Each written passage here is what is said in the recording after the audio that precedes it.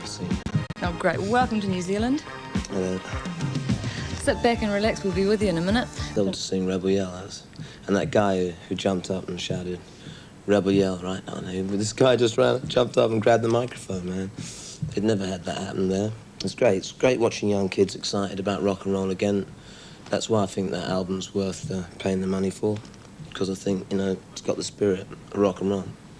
Both your image and lyrical content would appear rather subversive for the top 20. Why do you think it appeals to the pop audience? Well, because I think I'm appealing to their intelligence.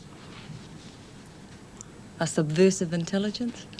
Well, I think the trouble is most people tend to appeal to younger people's... they try to treat them like idiots. But, I mean, if you just talk to them like they're adults, like anybody else, which they are, the people, they've got every right to have the same sort of respect that anybody else gets. You find same sort of respect. I think intelligent people around, you have to talk to them intelligently. And so I don't make pop music, I make rock and roll. I like Boy George and people like that. You've come a long way since the days of Generation X, and the only hangover from those days would appear to be your tough image. Is that really you? Yeah, I'm not really a tough person in the sense of being violent or aggressive physically. But I'm kind of tough about my attitude, because that's the only thing that kind of keeps you going in society, is if you have your attitude together and you know what you think and you're confident about what you think and you can make it work. Because otherwise people just walk all over you, especially in an industry that cares the least about music. Care about money making, about music. Well, I care about music. Keep that together, right? You have to have a pretty heavy attitude, and people wonder why I stand there shaking my fist. It's because, yeah, you know, the only way to get through, to make ourselves worth it, is if we state an opinion. And the opinion is what young people want and should and deserve. I bet they agree. Why did you choose the name Billy Idol, especially in a time when there were Johnny Rotten, Rat Scabies, you know? Yeah, exactly. I mean, that's the point. That's exactly the point. It's like, be easy to... I thought, first of all, of course, of I-D-L-E, you know, idol, because this chemistry teacher, and I was at school, I got 8 out of 100 for chemistry. I hated chemistry. So he broke William is idol, right? But I thought that was great to attend for chemistry, because I hated the hell out of it. So I thought it was worthwhile of being called I-D-O-L, idol. Nah, you know, also, it's good fun making fun of show business. I'm not into show business. I'm into rock and roll. OK, Billy, well, White Wedding portrays a pretty horrible view of marriage. Is that based on personal experience? No, I was never married, but no, the song's about my sister. Yeah. And, well, really, it's nothing to do with marriage, really. Let's face it. It's about kind of conventions in society that people kind of use hypocritically just to, I don't know, for their own ends, really.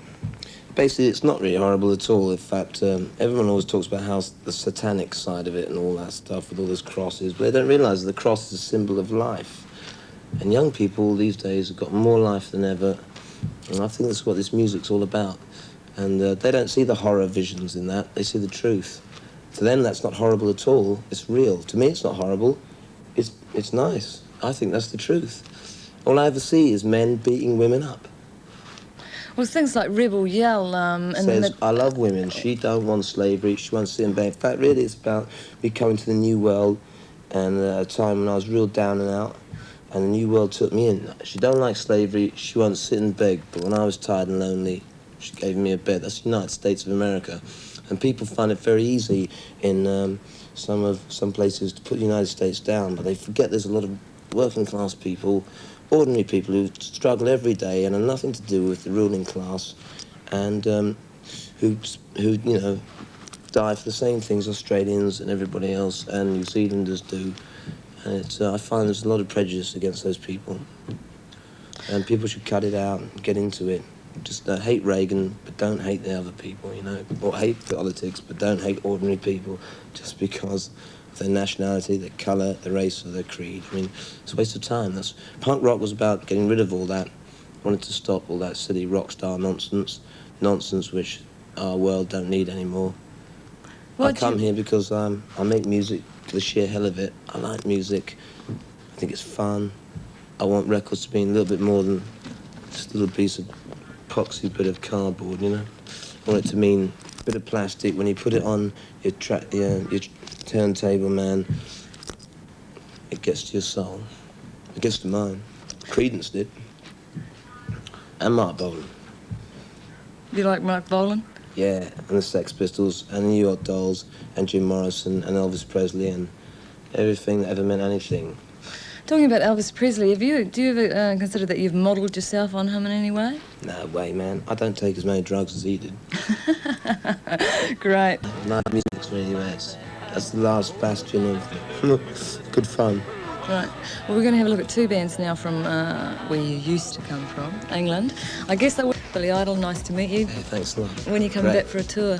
November, we're going to play here, definitely. Great. Rock on, New Zealand. Excellent. You want to give us a rebel yell? You've got one already, haven't I'll you? go on. All right. Wow! Rock on, I tell you. If you don't do it for me, then you're wasting my time. Thank you. Good night.